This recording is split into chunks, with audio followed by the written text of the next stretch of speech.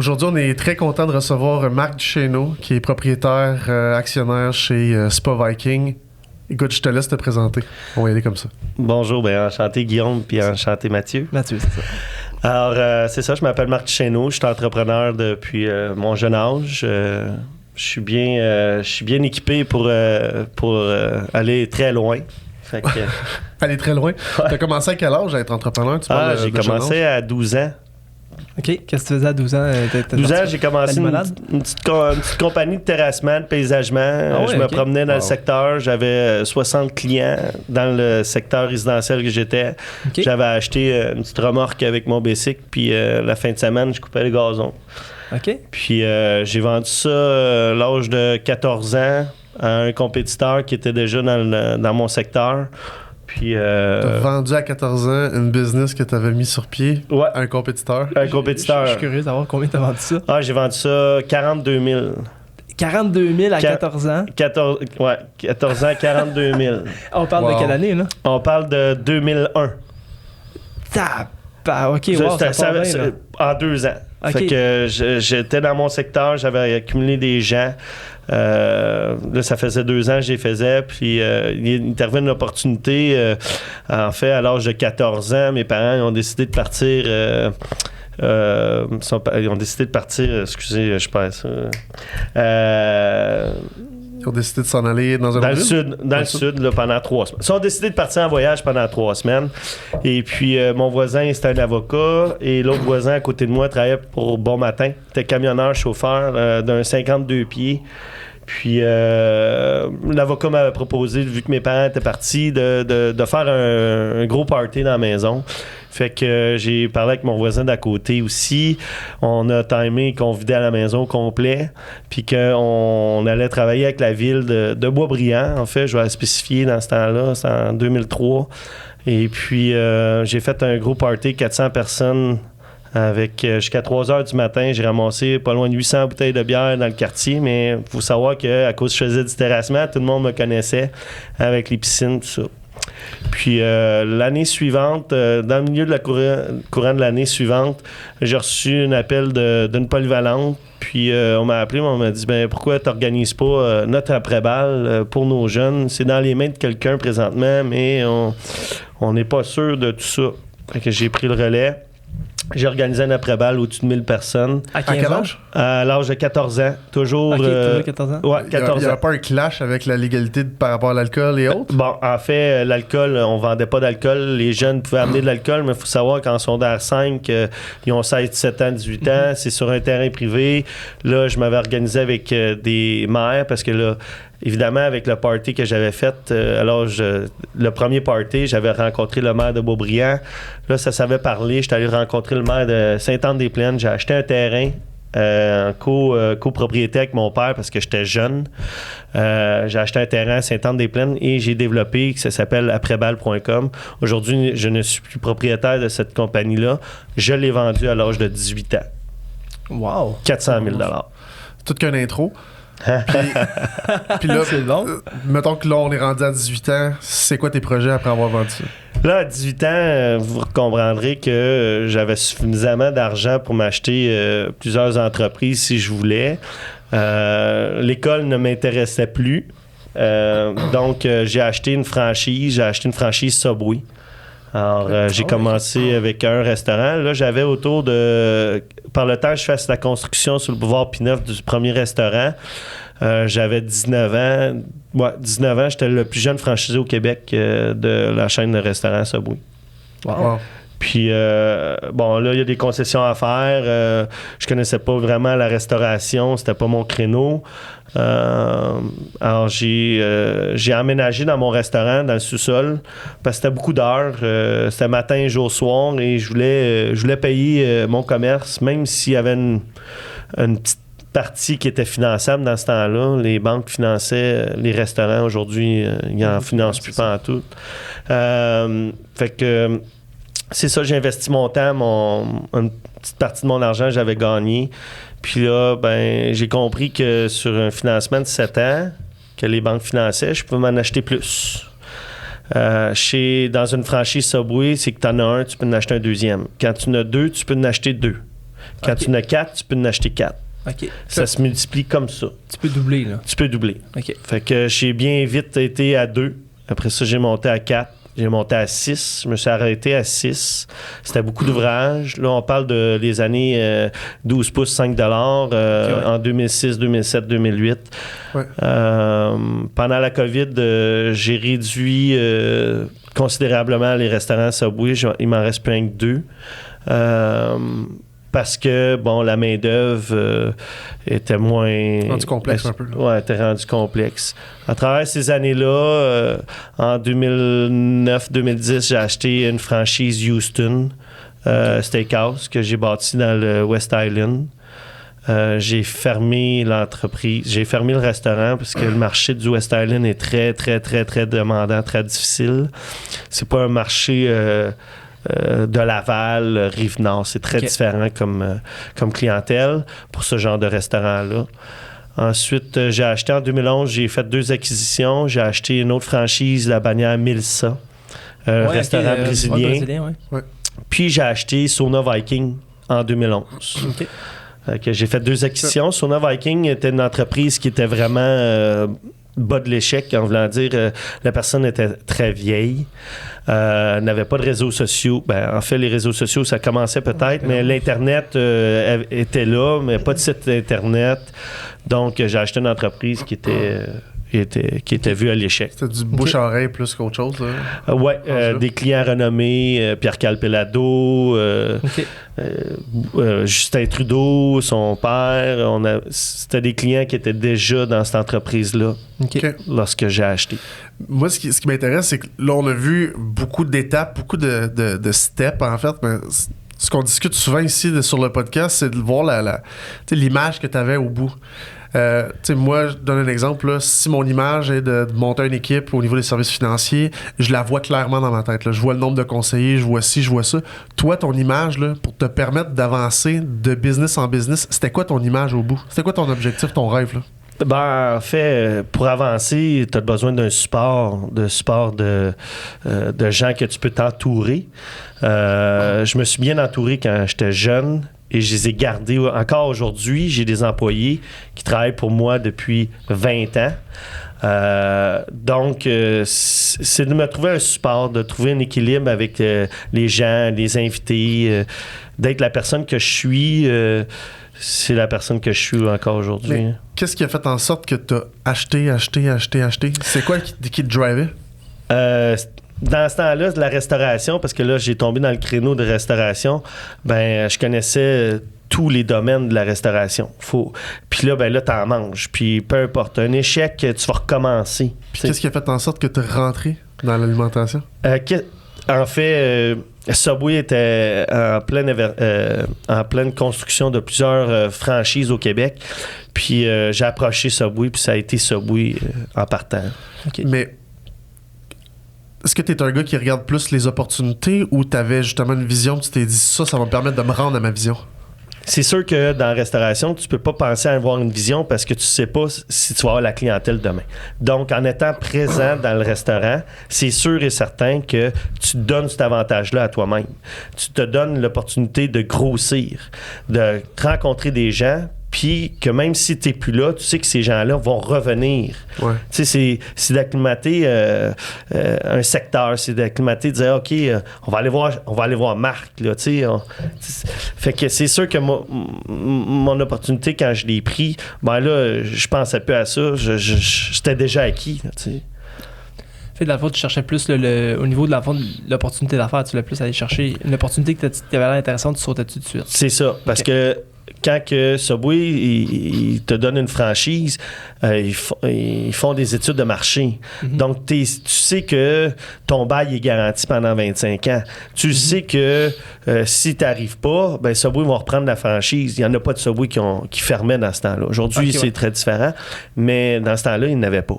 Donc, si tu étais un mauvais franchisé, tu recevais une lettre de compliance au bout de 30 jours, puis tu avais 30 jours pour te remédier à la situation. OK. Sinon, tu perdais ta franchise. C'est quoi qui faisait en sorte que les franchises se perdaient? En fait, La gestion? oui, la gestion, c'est important. Subway ont toujours demandé que leurs franchisés soient impliqués dans les restaurants. OK.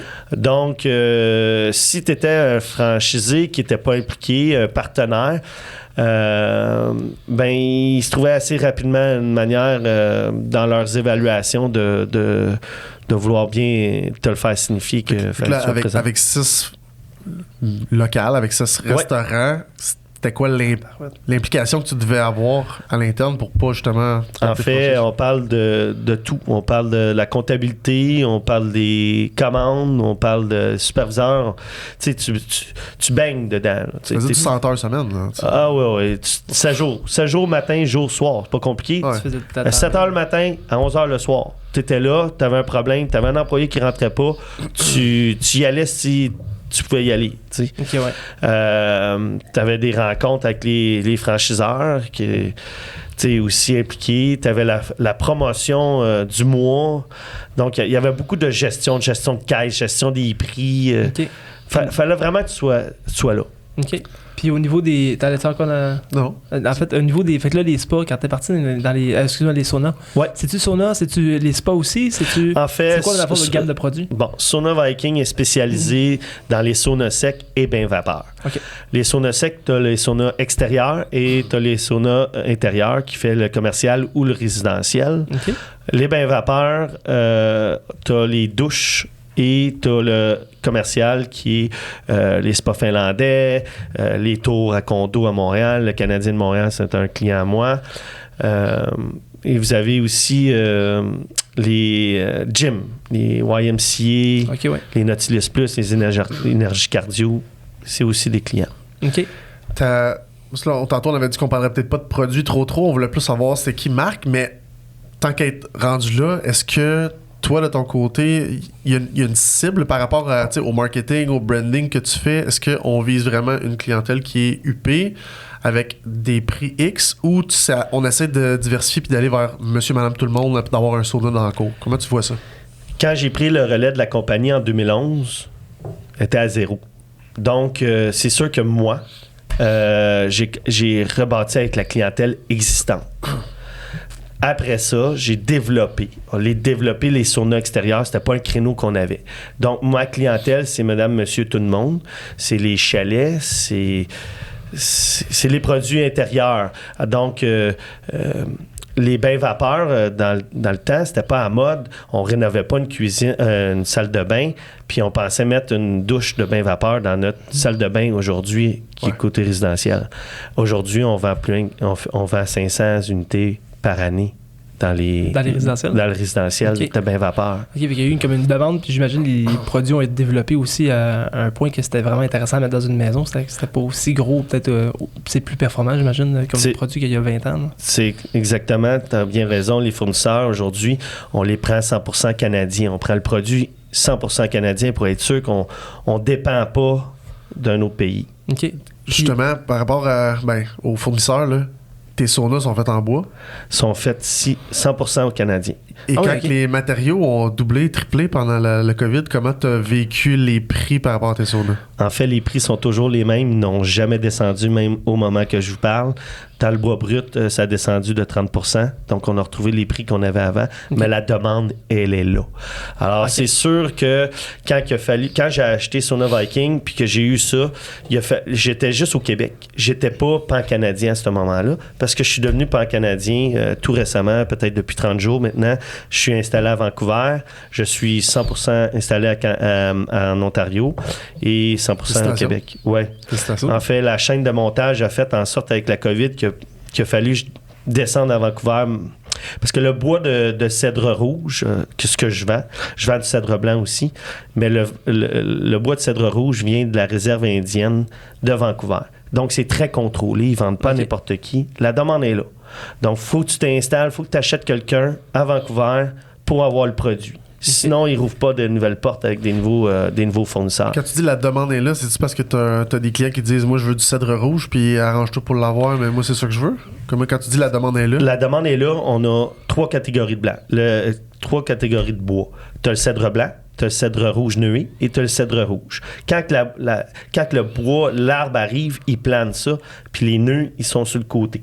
Donc ça devient le cèdre rouge nué. Et l'intérieur de l'arbre devient une bonne qualité qui est la catégorie 1 Select qu'on appelle de cèdre rouge. Puis le cèdre, pourquoi le cèdre dans le fond, dans le bois pour les spas? Le sauna, le bois de cèdre prend l'eau, prend l'humidité. Gonfle, il va rétrécir. Chose que tu peux pas. Il n'y a pas de moisissure. Chose que tu peux pas faire avec un pain.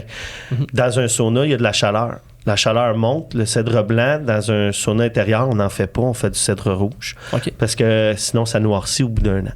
Donc, ça ne fait pas une belle qualité, quelque chose de clean, de propre. On peut s'attendre à quoi comme produit? Mettons, on a un chalet, puis on veut avoir un sauna. J'ai vu un petit peu les produits qu'on a, les saunas style un peu rond, là, avec une belle petite vitre. Les barils, on appelle ça des saunas barils. Des barils. On est dans quelle gamme de prix à peu près pour avoir ça chez soi? Là? Entre 8 000 et 10 000, un cèdre sauna blanc, baril. Aujourd'hui, là, c'est sûr que ça, c'est un modèle qui existe depuis les 20-30 dernières années. Les compétiteurs à nous, c'est tous les modèles qu'ils ont. Aujourd'hui, en te parlant en 2023, j'ai 16 modèles différents. Wow, OK. En achetant l'usine à Toronto, qui est ma shop, j'ai pu expandre ce marketing-là. J'ai des saunas cubes, j'ai des saunas tout vitrés aujourd'hui, qui est même plus en bois, qu'on peut mettre à l'extérieur à moins 25. Le chauffage va fonctionner. On a des saunas barils aussi aujourd'hui avec des bulles. Donc, on n'est plus dans l'ère de sauna baril conventionnel qui est fermé puis tout en bois. Ces saunas-là, aujourd'hui, se détaillent entre 8 et 10 000. 8 et 10 000. Puis, au niveau des saunas, vous parlez de commercial aussi, dans les gyms. Puis, les gyms, tout ça. Fait que, les saunas que tu vends dans les gyms, c'est des saunas barils comme ça ou c'est des saunas plus gros? Non, il n'y a pas de sauna extérieur. Les modèles, 16 modèles-là, étaient des modèles extérieurs. C'est bon. Les modèles intérieurs, c'est tout fait sur le rough. Donc, on fait une carcasse, on monte ça, on isole ça, puis après ça, on rentre le bois de scène, puis on met l'unité de chauffage, on fait les bancs. Donc, chaque intérieur est différent parmi ils vont vraiment être sur mesure là, sur la grandeur. Sur mesure, c'est bien ça. Cool. Est-ce que tu es l'unique actionnaire de l'entreprise? Non, on est 2 actionnaires de l'entreprise.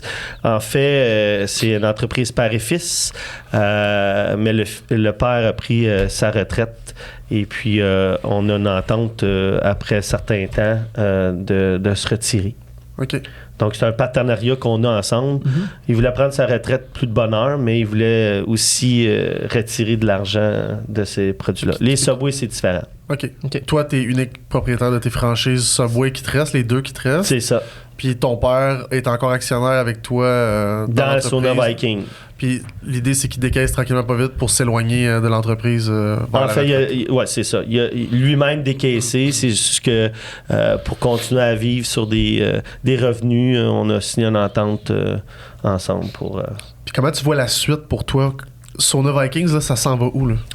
Bon, en fait, c'est sûr qu'il est certain que mon père avait 70 ans, lui, développer, ça ne l'intéressait plus. Donc, quand on a fait cette transaction-là ensemble, là, je me suis laissé aller. Là, je me suis dit, bon, on grossit.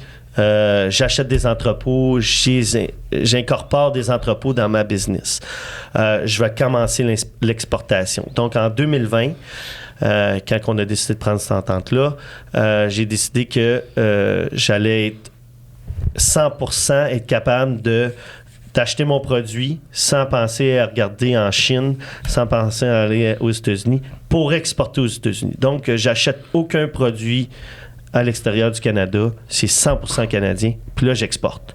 Donc, j'ai dû développer l'exportation, d'appeler des compagnies aux États-Unis, savoir s'il y avait un fournisseur. J'en ai fait au-dessus de 1000 compagnies aux États-Unis. Wow. Est-ce que ça ressemble à quoi tes chiffres, là, si on regarde, mettons, au Canada, puis versus américain international par rapport à l'exportation? C'est quoi par rapport au chiffre d'affaires de l'entreprise? Je vais commencer par le Québec, puis après ça, je vais faire le Canada, puis je vais faire les États-Unis. Donc, au Québec, notre marché environ, c'est 2 millions de chiffre d'affaires. Au Canada, on parle de 5 millions de chiffre d'affaires. Puis aux États-Unis, on parle d'un autre 4 millions de chiffre d'affaires. Quand même, hein? Puis à l'international, est-ce que à l'international, je n'exporte pas à l'international. parce que si on va en Europe, c'est le bois finlandais. Pour compétitionner avec les prix, ça devient difficile avec le bateau d'exporter. Ben oui. Il faudrait que ça sorte du Canada. Là. Ça viendrait diluer un peu ce que tu as en tête là, au niveau des produits canadiens. C'est ça. Okay. Par contre, tous nos chaufferettes, nos heaters qu'on appelle, excusez, je suis bilingue, je suis anglophone, on les exporte eux autres en Europe. OK. Puis au niveau de là, vous faites des produits de chauffage. Puis tu sais, il y a comme une mode de ce temps-ci, les ice baths, là, les affaires froides. Est-ce que vous faites ces produits-là aussi? Oui. Ou c'est en expansion? En fait, dans notre gamme, ça fait pas partie de plusieurs de nos clients. Les hot tubs et bains froids, aujourd'hui, on les fait. C'est des tubes. Okay. Mais ça commence à être en demande, je dirais, peut-être depuis les 2 dernières années. Fait que nous, comment qu'on a conçu ça, comment j'ai pu concevoir ça, c'est que mon hot tub il est chauffé simplement au bois. Et puis, pour avoir le bain de glace, il devient glacé avec le froid. Donc, on n'utilise pas de réfrigération. OK, pas de compresseur pour... Pas de compresseur. Okay. On est allé avec ce sens-là parce qu'on s'est dit à moins 20 dehors, avec un compresseur, ça fonctionne pas. Le fréon va geler. Oui. OK? Donc, on est allé dans ce mindset-là que...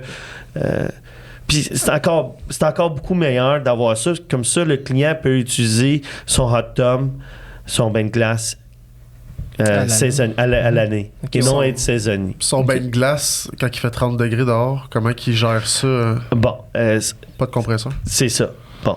Nous, le bain froid, on l'utilise juste pour l'hiver.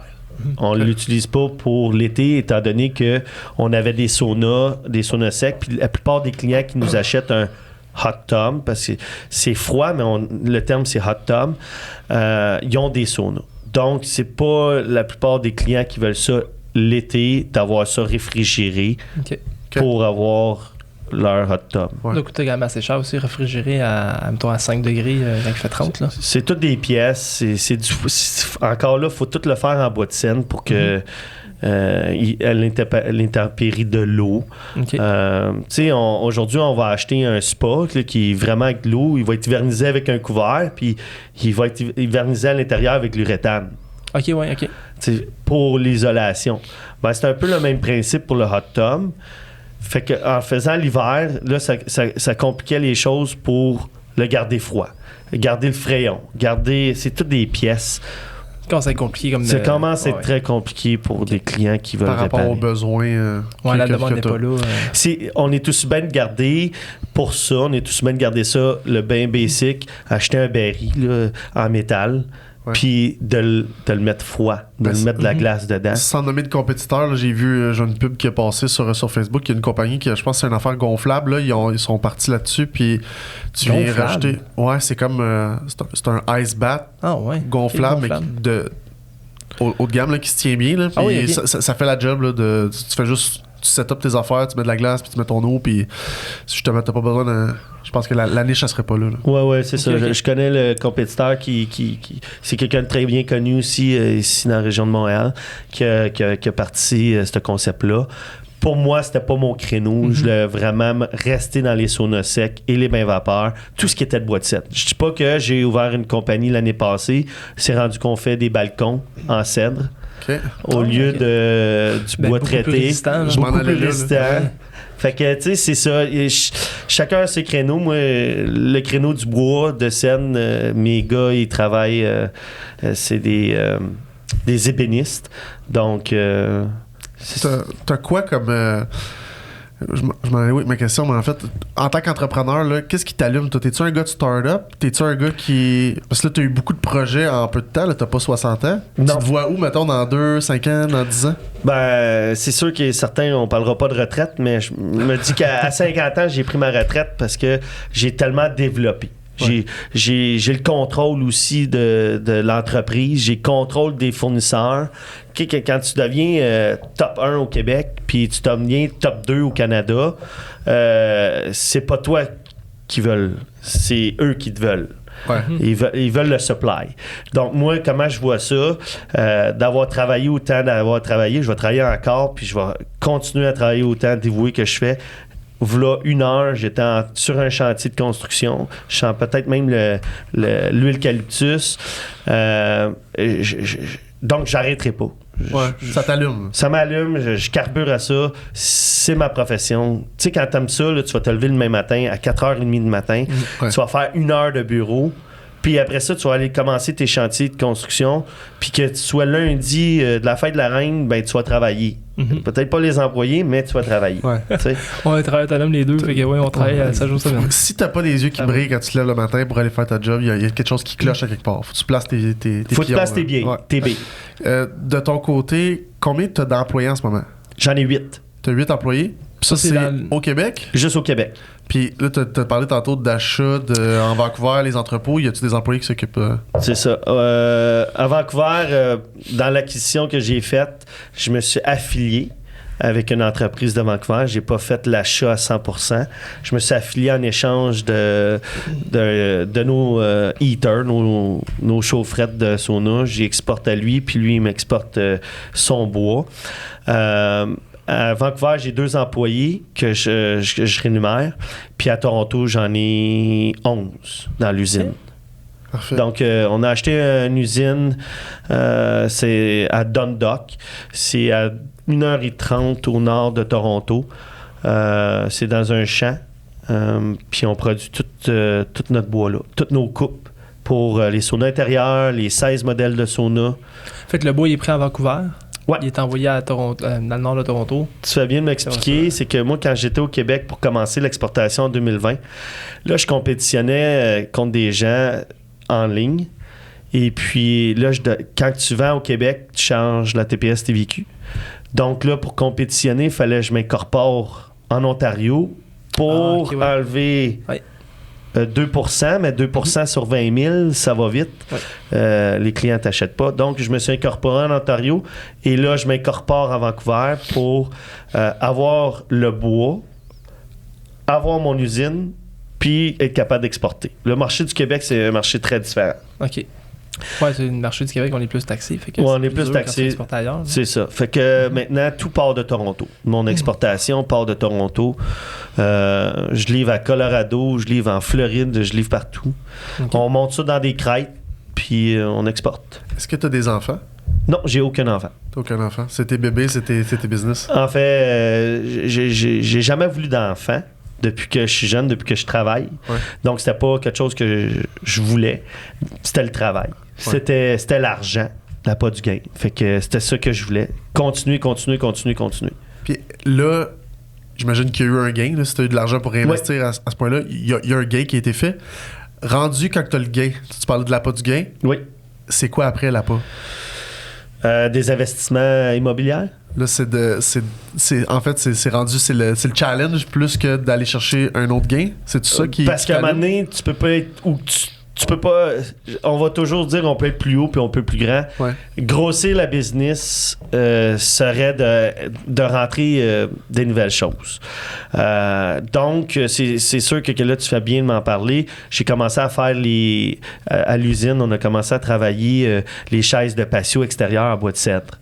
On a commencé à faire les lits d'enfants. Des lits doubles, tu te souviens des lits doubles dans les chalets?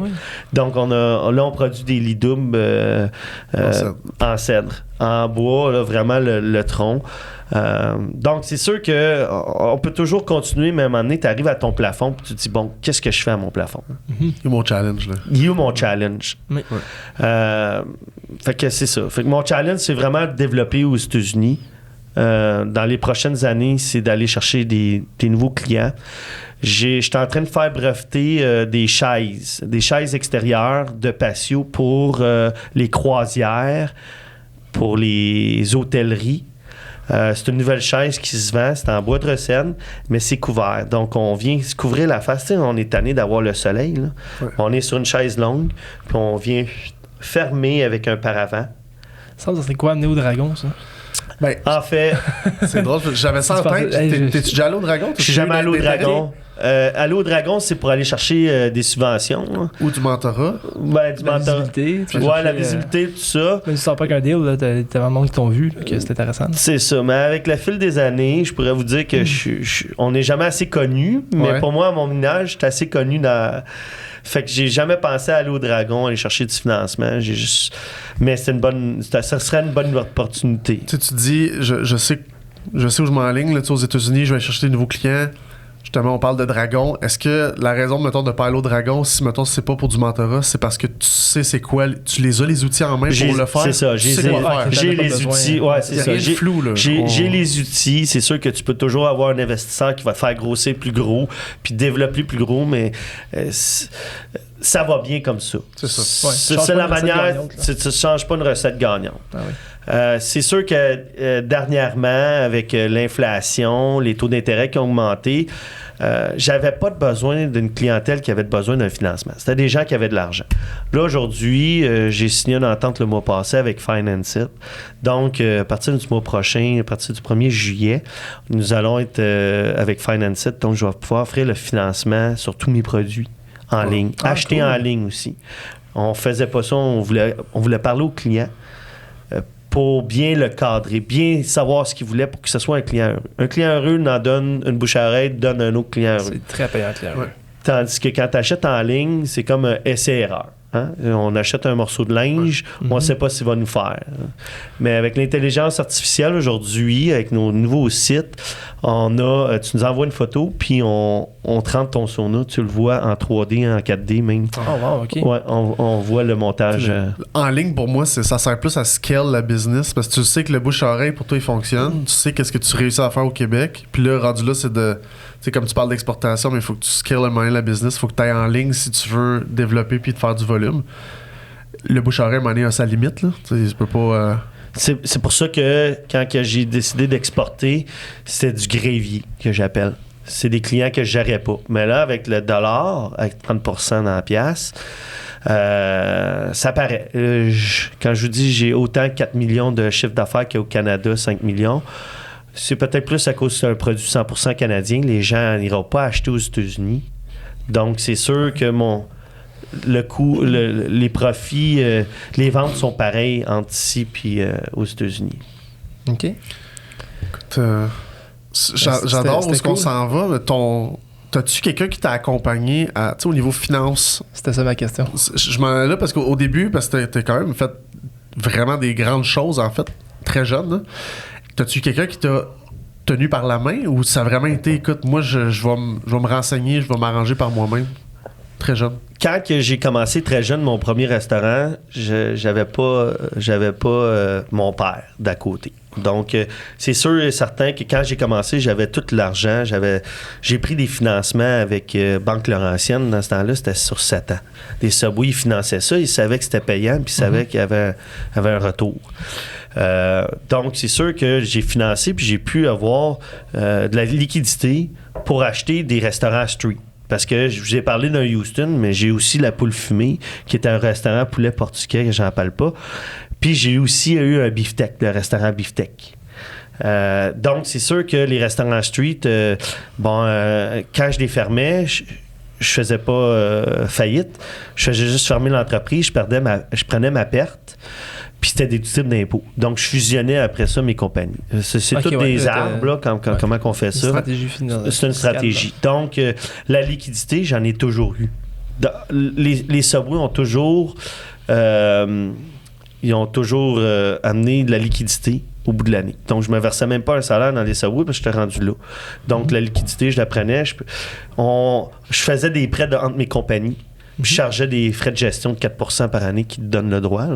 Donc, j'ai toujours servi de mes compagnies, mes identités, pour grossir. C'est parfait de vraiment maximiser le côté fiscal, l'avantage d'avoir une entreprise. C'est ça. Ton organigramme, là, ça doit être un beau dessin, ça, sur un tableau. Ça doit être c'est une compagnie de gestion. Il y a une compagnie de gestion qui gestionne toutes ces petites entreprises-là. Il n'y a pas de compagnie bidon. C'est toutes des entreprises qui payent leur TPS, TVQ à la fin du trimestre. Puis c'est toutes des entreprises qui développent l'argent, qui font de l'argent. C'est toi qui gère ça ou tu as un fiscaliste? T'as-tu délégué une couple de tâches? J'ai un fiscaliste, j'ai des commis comptables qui travaillent dans... J'ai une commis comptable qui fait toutes les entreprises et j'ai une fiscaliste qui fait la fermeture de l'année. OK. On cherche une fiscaliste à venir à l'émission. Est-ce qu'elle est au Québec? Il est au Québec. Il est au Québec? C'est M. Guilbeault à Beaubriand. Okay. Donc, je pourrais peut-être y en parler. Écoute, puis, parce qu'on a de la difficulté à avoir fiscaliste.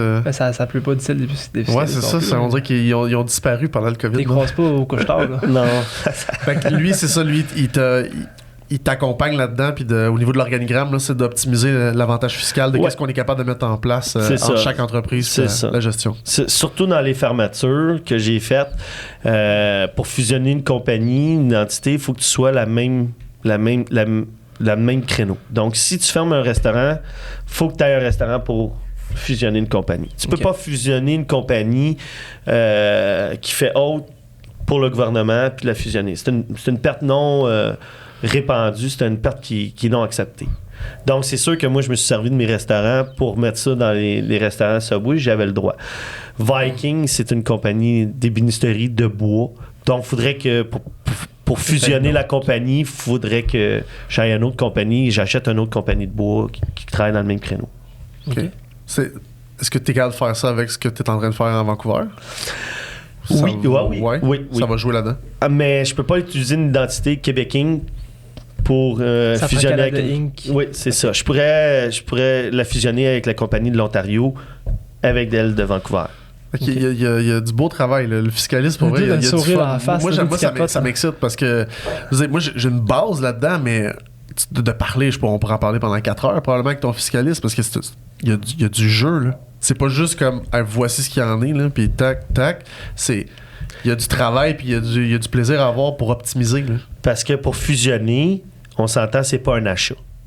OK? Donc, si tu fusionnes à l'intérieur de ta même compagnie, c'est pas un achat d'une autre entreprise. Donc, il faudrait que je fasse l'achat de l'entreprise, je récupère son Canada Inc., puis après ça, je fusionne. Est-ce que lui, ses dossiers, mettons, à Vancouver, ses dossiers c'est-tu beau? T'sais? Tu veux-tu acheter ça ou tu veux juste acheter le nom?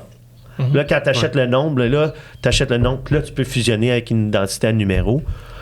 Tu as un avocat aussi, j'imagine, qui s'occupe de... Un avocat de franchise, M. Kanemi à Montréal, pour les franchises. Puis les autres avocats, c'est des avocats pour les brevets, puis garder ça breveté. Important, les brevets. Important, parce qu'un sauna breveté peut coûter 50 000. C'est toi qui fais les dessins? C'est toi qui t'es impliqué là-dedans? Non, je laisse ça au département à Dundalk pour concevoir. C'est sûr que, regardez, je leur ai demandé un modèle pour les stations de ski. OK, donc, je viens de le sortir, j'ai déjà pris les photos, j'ai mon premier de montée. On parle d'un sauna là, qui a de 20 par 30. Tu vas pouvoir accueillir tes bottes de ski, puis aller te réchauffer. Tu sais, t'as froid, puis au lieu de rentrer, tu veux rester sur la piste, en bas des pistes, mais tu veux pas faire de la marche. Tu veux pas enlever. T'enlèves tes skis, tu mets ça, tu rentres dans le sauna. Le sauna, tout habillé. Sauna sec, tout habillé pour te réchauffer. Donc, j'ai breveté un sauna pour les centres de ski. C'est une bonne idée. Je vais proposer ça pour que ça soit installé d'ici l'hiver prochain.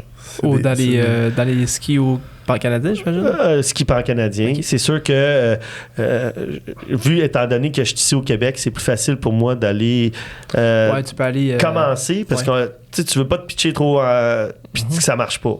Fait que des stations de ski, Mont-Tremblant, Mont-Blanc, Bromont, Sutton. Pas mal, là. À Québec aussi. J'ai déjà lancé des perches avec le sauna monté, donc je suis en retour en attente.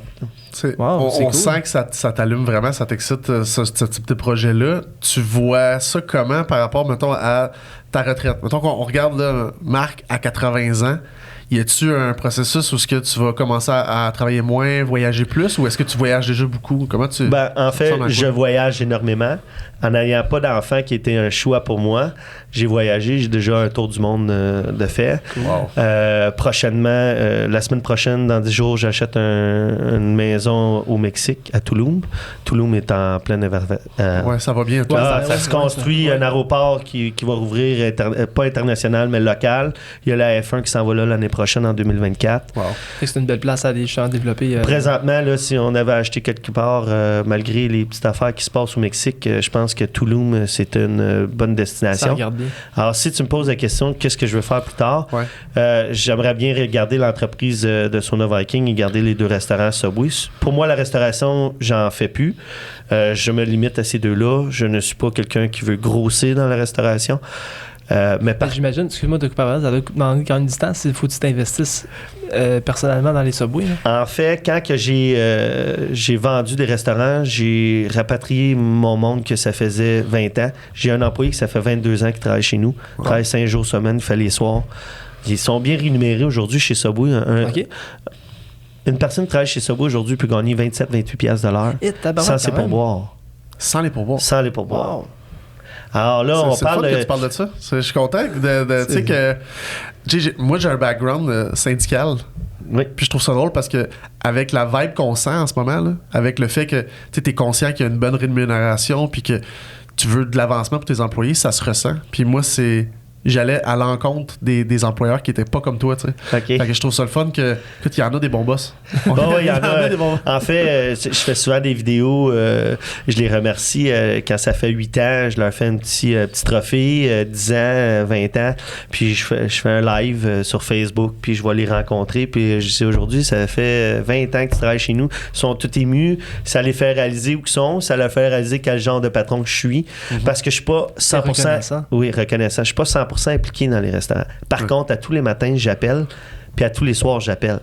Donc, j'appelle au quart d'heure à 8 h le matin, puis j'appelle au quart d'heure à 5 h, 6 h pour avoir leur pouls. Donc, c'est des employés qui, à tous les jours... Wow, OK, t'as un beau contact avec eux. Je leur parle pas à tous, mais ça n'en prend pas 10 à qui parler, ça en prend 2, 3, puis là, après ça le génère automatiquement à l'intérieur de chaque Subway. Parce que tu t'en fous pas, là, ça se ressent. Mais pour moi, la question que j'avais pour toi, c'est pourquoi ces 2-là? Tu sais, t'en avais 6, pourquoi on a gardé ces 2-là? Parfait. Alors moi, j'avais l'artère du boulevard P9 au complet quand j'étais allé à 6. Et puis, on appelle ça des roches dans notre soulier. Donc, c'est des restaurants qui font pas autant de profit qu'ils devraient en faire quand Subway ont décidé d'ouvrir, ou bien qu'il y a un autre Subway qui est ouvert à côté de chez toi. Parce qu'avant, au tout début, quand on a commencé, un Subway, c'était aux 14 000 habitants par région, dans le secteur. Là, c'est 7 000. Donc, ils ont doublé le nombre de Subway. Donc, ce que ça a fait, c'est que ça a fait juste un client de moins là, un client de plus là, pour le même nombre de ventes. Donc, moi, il a fallu que j'en laisse partir peut-être 2 bons pour en vendre 2 qui étaient moins bons. Ouais. Pour les 2 meilleurs, sensiblement. C'est ça. Puis là, j'ai gardé mes 2 meilleurs. J'ai toujours au bas dans Hochelaga Maisonneuve, puis j'ai dans Montréal-Nord, qui est sur le bord P9 Amiens. Qu'est-ce qui te rend le plus fier depuis tes 14 ans? C'est de rencontrer les gens. Puis ils me disent t'es rendu où? Parce que dans le fond, j'ai rencontré des gens qui étaient jeunes. J'en ai fait des après-balles. On pouvait en faire 11 par été, 12 par été, soir après soir, pendant 3-4 ans. Donc, tu as connu ces gens-là. Après ça, tu connais les gens dans un restaurant qui viennent te serrer la main puis qui étaient présents. Parce que dans ces restaurants-là, de street qu'on appelle, faut que tu sois présent, faut que tu t'accueilles le client. Tu sais, le Milsa, c'est un restaurant aussi que... tu y allais en groupe. Donc, c'était 20, 30, 40 personnes qu'il fallait que tu gères. Ouais. Ça pouvait pas être un employé qui se connaissait pas, qui va gérer une réservation de 30, puis qu'ils vont te demander est-ce que tu peux me fournir un gâteau. Tu sais qu'à 30, une réservation de 30, c'est beaucoup d'argent, donc tu vas fournir. C'était toutes des choses qu'il fallait que tu laisses aller, puis il fallait que tu sois là. Tu sais.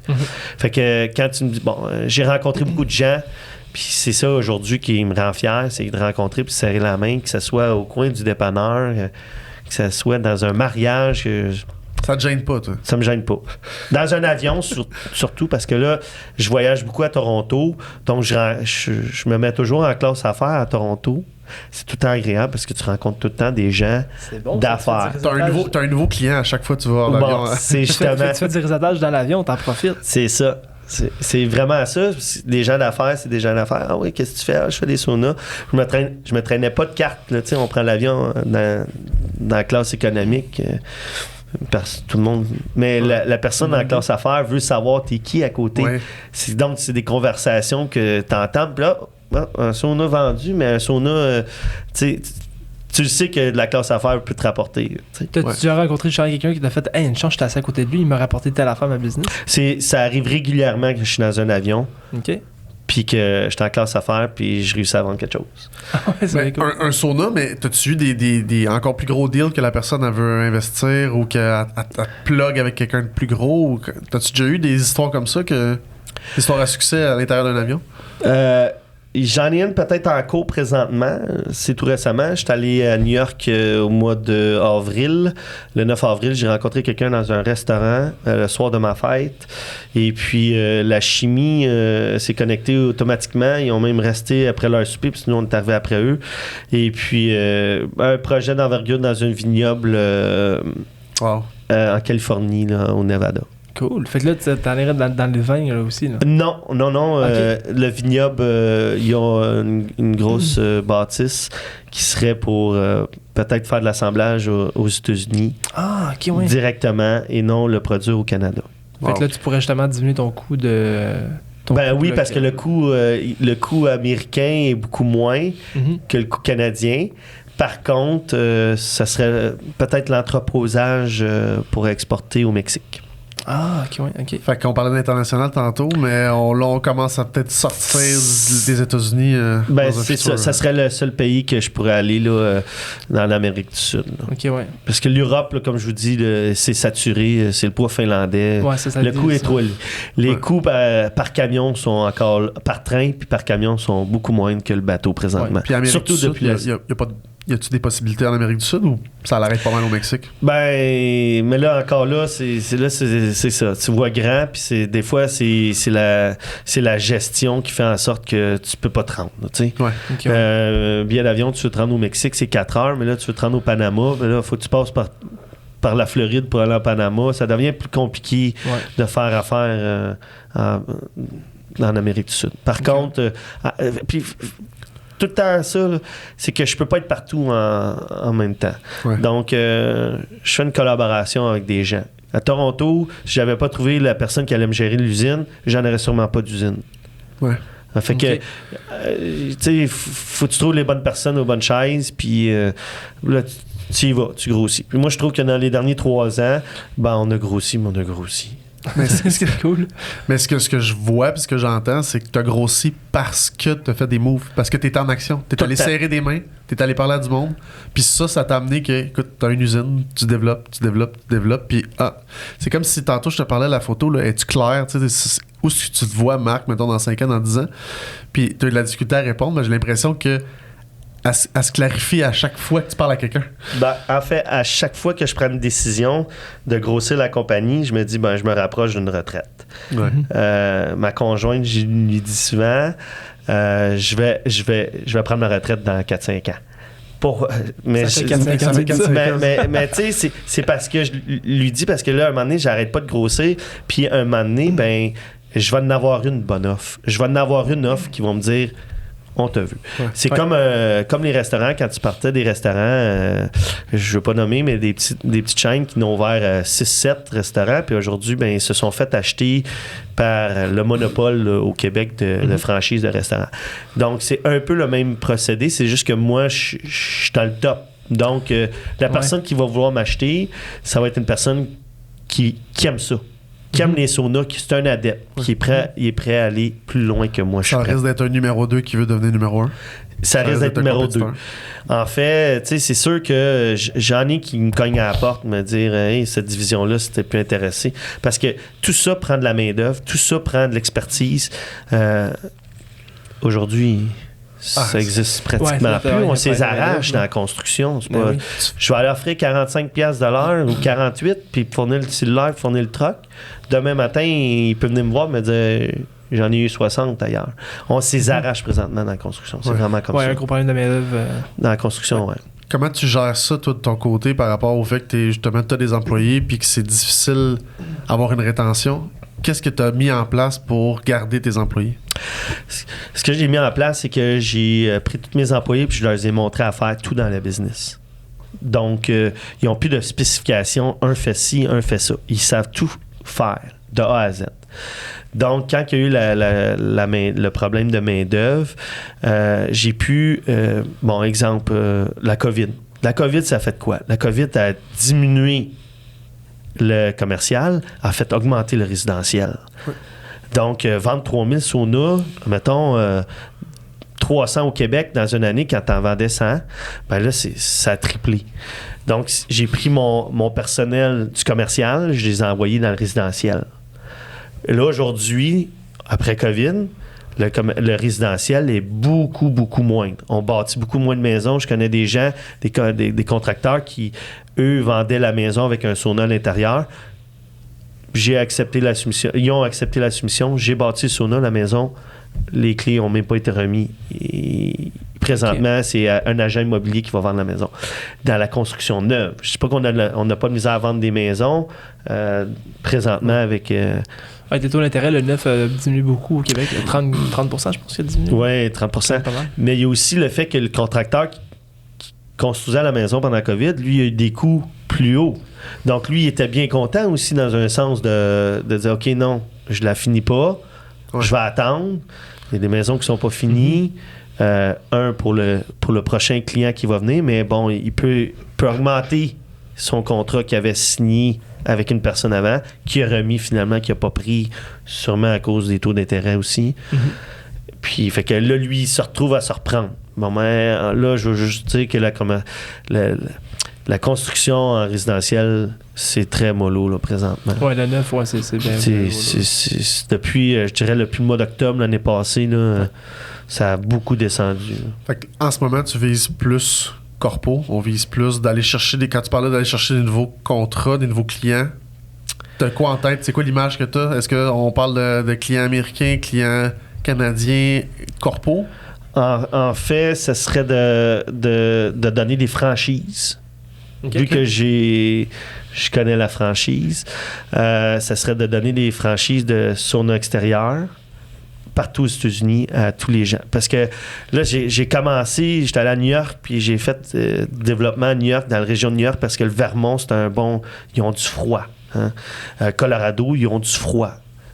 En Floride, aller pitcher tout de suite en Floride pour partir, tu risques d'avoir des montagnes russes. Oui, logique, oui. Bon. Puis il faut savoir que quand je me suis incorporé aux États-Unis pour faire de l'exportation, je me suis incorporé en Floride. J'ai utilisé une adresse d'un condo, j'ai utilisé mon nom, parce que faut que tu saches que quand tu vas aux États-Unis, puis t'es aux États-Unis, il faut que tu aies ta green card. Mm-hmm. Bon, pour ta green card, il faut que tu fasses un investissement de 200 000 minimum pour l'avoir, puis ça peut te prendre 8 mois avant de l'avoir. C'était ton condo? Donc, c'était mon condo. J'utilisais saunaflorida.com, qui existe encore, qui est le même site web de Sauna Viking au Québec, pour exporter. Donc, j'ai pas recommencé tout en neuf pour le marché aux États-Unis. Prochainement, c'est ça que je veux faire. Si j'ai quelque chose à grossir, ça va être aux États-Unis. Qu'est-ce que tu donnerais comme conseil à quelqu'un qui veut se lancer en affaires, là, qui part de loin, là, puis qui dit « Moi, je veux me rendre avec une structure qui ressemble à Sauna Viking ». Ben, on prendra pas avec une structure de Sauna Viking parce que je vais encourager tous les gens à vouloir commencer à être entrepreneur. Ouais. Être entrepreneur, c'est d'avoir une bonne conviction dans ce que tu veux faire.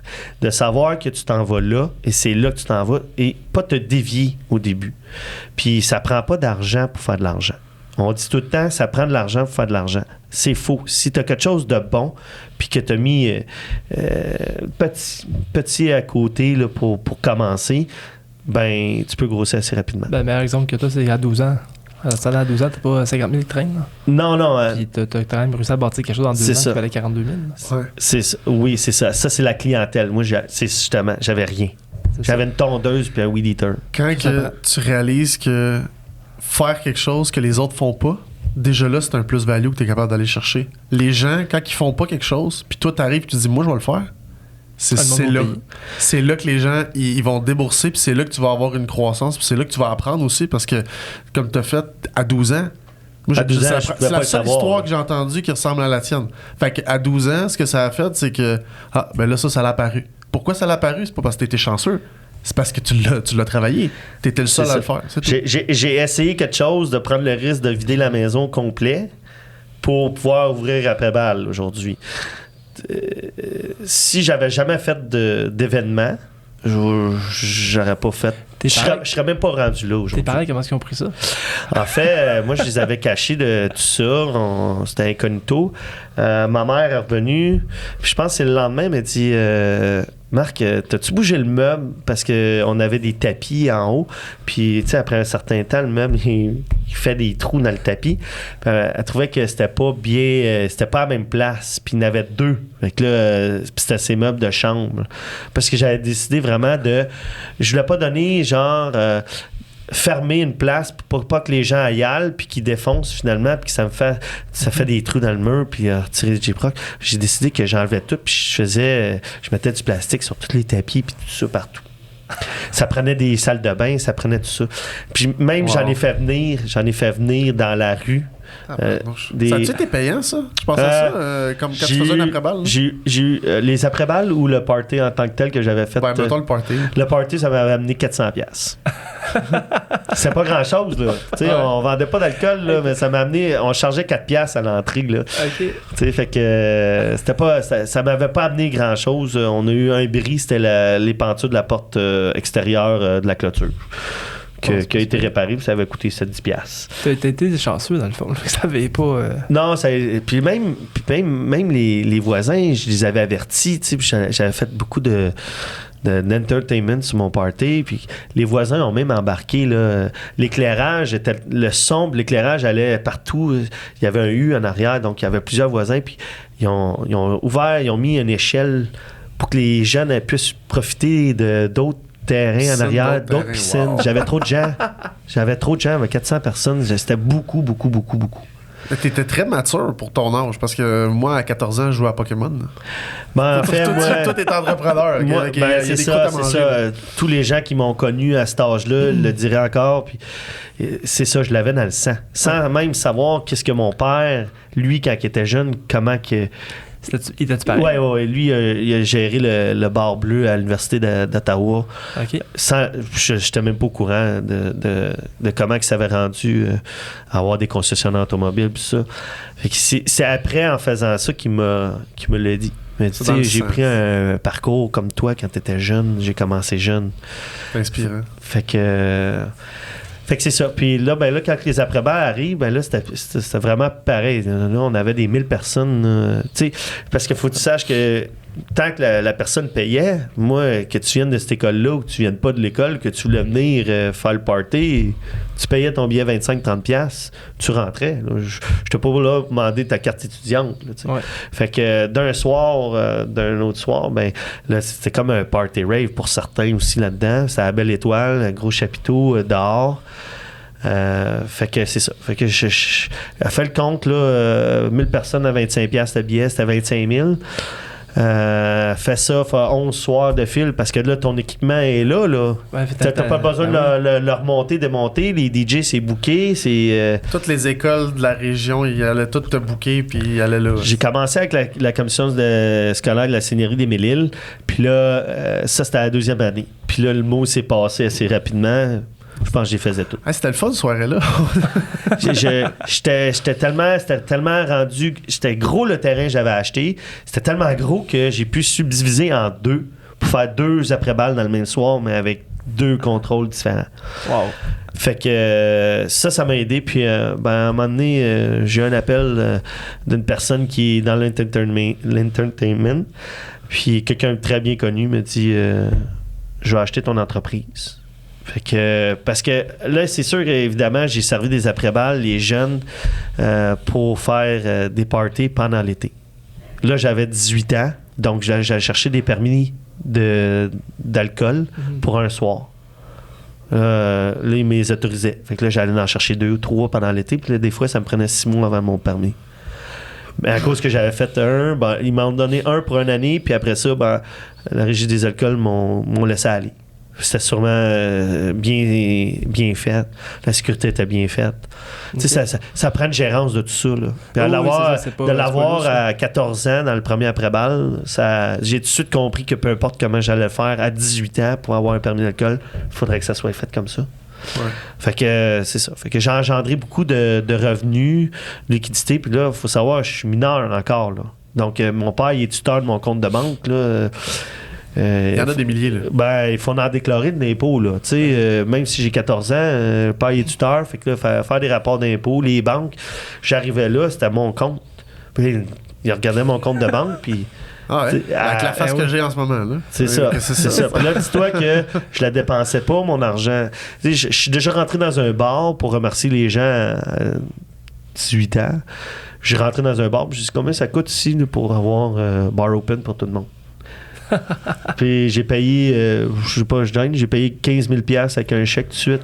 Puis j'ai dit, tu donnes ça gratuitement à tout le monde. C'était ma façon de... Mon père m'en avait voulu à 18 ans. Là. Il avait vu un chèque de 15 000, c'est quoi ça? Mais j'étais tuteur de mon compte. Puis j'ai payé. C'était un coup de marketing que tu fais dans le fond parce que tu remercies tout le monde qui est venu te donner des centaines de mille. Tu l'as-tu réalisé après ça ou pendant que tu le faisais?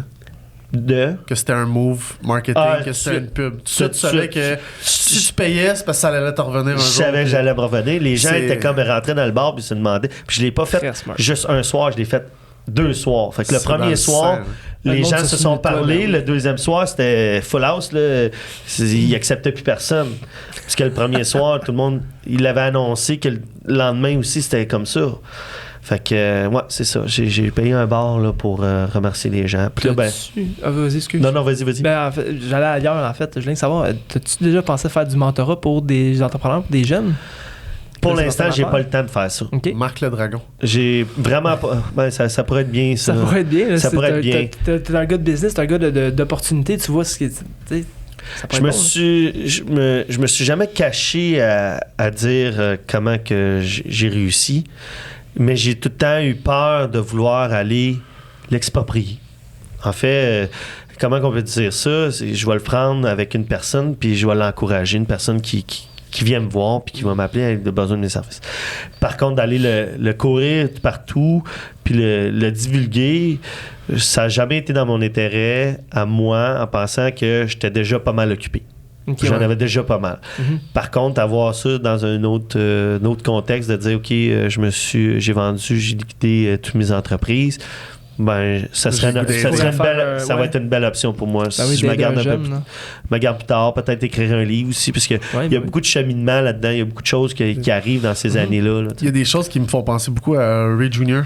sur Courtemanche. Ray Jr. Courtemanche, oui, c'est une personne, je le connais pas précisément, c'est une connaissance que j'ai déjà vue dans un show d'auto, là, de course d'auto. Parce que Ray il court. Donc, je l'avais croisé une fois là, mais lui aussi, il est pas mal dans l'immobilier. L'histoire, ça me fait penser un peu à ça parce que j'ai lu son livre, puis au début, là, quand il était jeune ado, c'est dans le sang. Ouais. C'est des gars comme toi, comme lui. Luc Poirier aussi, c'en est un qui est dans le sang. Luc Poirier, qui j'ai pas lu ces choses, par contre. Luc, faudrait. J'ai lu son livre, là, ça m'a rejoint. Un homme c'est brillant, très bon. Ça. Ouais. C'est un gars qui voit les opportunités. Ouais. Mais c'est impressionnant parce que moi j'avais pas cette fibre-là. J'ai pas su que j'avais cette fibre-là avant l'âge de 30 ans. Fait et pas dans mon sang, moi. Moi, ça n'a jamais été une option pour moi. Au niveau de la famille, c'est tous des salariés. Il y avait personne qui m'a dit, ça se fait. Pourquoi tu te l'essayes pas, Moi, c'était même pas une option. C'était comme, quand tu fais de l'argent, t'es médecin. Puis quand t'en fais pas, t'as pas de diplôme pantoute. Tu vas être là-dedans. Dans le fond, c'est de prendre l'opportunité, puis c'est de la créer aussi. Hein. Ouais. C'est de dire, de passer une heure chez toi, puis de dire, là, je veux une autre source de revenus. Mais, parce qu'il y a beaucoup de gens qui vont aller travailler pour quelqu'un, puis ils vont revenir chez eux, puis je vous le dis, là, ils vont se rejoindre là-dedans quand je vais parler. C'est qu'ils arrivent chez eux, puis ils se disent, comment je fais pour avoir une autre source de revenus? Mais là, je peux pas aller travailler chez... Par exemple, là, je travaille chez McDonald's, je peux pas aller travailler chez Tim Hortons le soir, je travaille déjà. Donc, c'est de se créer quelque chose. J'ai rencontré quelqu'un qui est venu me voir, il m'a dit, Marc, il dit, je travaille là, puis j'aimerais ça... J'ai quelqu'un qui m'a parlé de bobine. Bobine pour une usine. Faire des bobines. C'est une bonne idée, ça. Tu devrais te lancer là-dedans. C'est un beau sideline. Aujourd'hui, il ne travaille plus dans ce qu'il fait. Il fait que des bobines, puis il y a une grosse shop de 5 millions à Laval, puis il fait que des bobines. Tu sais jamais où ça peut mener, une idée, puis essayer quelque bobines, chose. Il faisait ça chez lui, à lui à faire, puis là, il en faisait peut-être 1000, 2000, 3000 par semaine pour une entreprise, puis aujourd'hui... C'est une entreprise qui vaut 5 millions. Juste faire quelque chose. Ça, je pense que c'est la seule affaire qui est à retenir de ça, c'est que fais-le. C'est ça. Tu voulais le faire, tu t'es pas dit je veux le faire, tu t'es dit je le fais. Je suis en train de le faire. Fait que tu sais, peu importe l'âge, peu importe comment tu te vois, peu importe tu te dis je vais pas changer de carrière ou quoi que ce soit, ça vaut la peine. Je fais beaucoup de rencontres, je fais des analyses de besoins financiers avec les clients, j'en vois beaucoup qui sont pas heureux dans ce qu'ils font.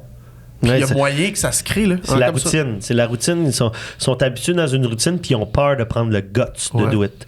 Donc, c'est sûr que certains, que si tu te donnes cette chance-là de prendre le guts, ben tu vas réussir, je suis 100% sûr. Exemple, un vitrier que je connais bien, je l'ai parti en affaires, il faisait des miroirs. Aujourd'hui, une très grosse entreprise de vitres ici au Québec. Puis il baigne dedans, puis il a vendu 50%, il a environ mon âge, il a vendu 50% de ses actions à quelqu'un de plus gros. Y a-tu des gens qui t'entourent, qui sont très proches de toi, des amis, mais qui sont pas dans ton cercle au niveau du revenu, au niveau des objectifs, au niveau de l'entrepreneuriat, ou ça a tassé les gens qui étaient pas comme toi dans ta vie? Tu sais, quand tu t'es rendu où ce que t'es, là, est-ce que tu tournes alentour de gens qui ont ton ambition? J'ai plusieurs amis. Pour moi, c'est tous des connaissances. Parce que t'as pas tes amis proches, là, c'est ceux-là que tu as gardés pendant l'école. Mm-hmm. OK? Après ça, tu rencontres des gens d'affaires. Les gens d'affaires deviennent des soupers d'affaires. Donc, c'est sûr et certain que pour moi, c'est toutes des connaissances. Fait que moi, là, je suis entouré de connaissances. Okay. Je suis entouré de gens qui me connaissent pour le gens qui a pris le temps d'aller souper avec eux autres, d'agrémenter avec leur famille. J'ai pas d'enfants. Donc, c'est sûr et certain que c'est ça que j'ai à donner aux autres. C'est ça que je reçois aussi de mon côté. Fait que des gens proches de moi, j'en ai pas beaucoup. J'ai des amis proches, là, je les ai gardés. Puis c'est pas des gens qu'on parle de business, on parle d'affaires. Mm-hmm. Ouais. Puis j'ai gardé souvent les gens qui sont jeunes, là, qui sont autour, c'est des gens d'affaires aussi autour de moi. Ça t'amène plus loin aussi, parce que si tu as des discussions tout le temps avec quelqu'un qui a pas d'ambition, qui veut très très très peu, c'est sûr que toi, ça te traîne pas un peu vers l'arrière. C'est sûr que tu t'entoures de ces gens-là. Ouais. Avec le temps, tu sais. Ouais. Là, ça fait 12 ans, j'en ai 38, donc on fait le calcul, ça fait 16 ans. 16 ans? Ouais, 26. 26 ans, ça va vite. 26 ans que je m'entoure de gens d'affaires ou de signer des contrats, de l'immobilier aussi, tu sais. Puis par rapport à l'immobilier, va falloir qu'on fasse un petit outro, mais par rapport à l'immobilier, je voulais qu'on en parle. Combien tu te portes en ce moment? Puis comment tu vois la suite par rapport à l'immobilier? Ben moi, j'ai jamais été un gars qui a acheté des portes. J'ai acheté des maisons. Je louais des maisons. OK, des cottages. Donc, ma plus grosse, c'est environ d'avoir 5 portes au total. C'est une maison. Donc, le revenu était plus là. C'était plus facile à louer, puis je louais ça à long terme. Okay. Puis je louais ça souvent. Je m'avais plugué avec quelqu'un à Marseille qu'il y a des gens qui venaient ici pour travailler pour Bombardier, des grosses compagnies SNC Lavalin, qui travaillent mondial. Donc, c'est des gens qui me louaient ma maison. Donc, moi, ce que je faisais, c'est que j'achetais la maison puis je la meublais. Donc, c'était un revenu meublé. Donc, la personne arrivait ici puis elle travaillait pendant 3 ans. Elle était 3 ans dans mes meubles. OK, ouais, elle amenait son linge, c'est tout. C'est ça, elle amenait son linge. Donc, c'est le genre de personne que j'avais, c'était tout le temps... c'est comme une agence qui te place quelqu'un et qui dit tu vas te donner 500$ par mois pour le revenu que tu vas t'avoir trouvé. Mais est-ce que tu as des plans d'agrandir ou d'augmenter le nombre de maisons? Ou? Bon, en fait, c'est sûr que Je me suis divorcé dans les années précédentes et dans la COVID, j'ai vendu mon parc immobilier pour laisser ça stagnant présentement. Est-ce que je veux recommencer? Je pense que mon créneau, là, c'est Tulum, c'est le Mexique. Là-bas, ouais, tu vois une belle opportunité. Puis... Ouais, vraiment, là, là, c'est de vous parler de mes plans, mais bon, en faisant l'acquisition d'1, je veux en faire l'acquisition de 2, 3, 4, 5. C'est là que je veux m'en aller. Je veux vraiment peut-être quitter le Québec 6 mois par année et puis 6 mois au Mexique. Tu vas 6 mois fret là-bas. Tu vas te faire construire? As-tu des plans de construction et vente là-bas ou on parle plus de vraiment tu vas faire l'acquisition? C'est tout récent, là. C'est tout récent, mais mon but, c'est d'avoir un pied à terre en partant au Mexique pour développer au Mexique. Mais si j'ai à développer l'immobilier, ça va être au Mexique. Je trouve que l'inflation, les hausses ici de maisons, c'est considérable. Ça a doublé, là. Ouais. T'es-tu un gars qui aime le luxe? Non. Non? Non, j'habite mon pied à terre, on va dire, là, ma maison là, que j'ai bâtie en 2008. J'ai jamais changé de maison. J'en ai acheté d'autres, puis j'ai jamais voulu changer. Puis j'ai un pied à terre. C'est une maison 100% payée aujourd'hui. Donc, c'est ça. Donc, je peux avoir une conjointe qui a une maison, puis de cohabiter chez elle sans louer ma maison. C'est ça. Ça te convient. Ça me convient. Fait que je suis pas un gars dans le luxe. C'est pas un gars qui va changer ses cadres. Là. Je suis un gars qui va rénover, vous mettre ça au goût de jour parce que je travaille dans la construction. Fait que c'est ça. Je mets ça au goût du jour, mais je veux dire... Caviar et champagne le mardi. Ouais, c'est ça. Ça, oui. Le vendredi off. C'est bon, ça. Le vendredi off, puis jeudi des fois midi. C'est bien correct, ça. Es-tu un gars de vin, de bière, de champagne? Je suis un gars de Barolo. Barolo? Barolo. Je bois juste du Barolo. Un bon italien avec un steak? Ouais, c'est ça. Je bois que ça. Je bois pas de bière. Je bois... des fois du gin ou du rhum parce que le vin dans des avions, c'est pas trop bon. Fait que je me suis habitué au gin puis au rhum. Ben écoute, la prochaine fois qu'on te reçoit, j'aimerais ça qu'on ait un verre de Barolo. On se fera un souper. Oui. Vraiment content de t'avoir reçu, Marc. C'était vraiment inspirant. Puis quand tu vas faire ton livre, on va lire ça. Ouais, excellent. Merci de m'avoir accueilli. C'est gentil. Merci. C'était super le fun.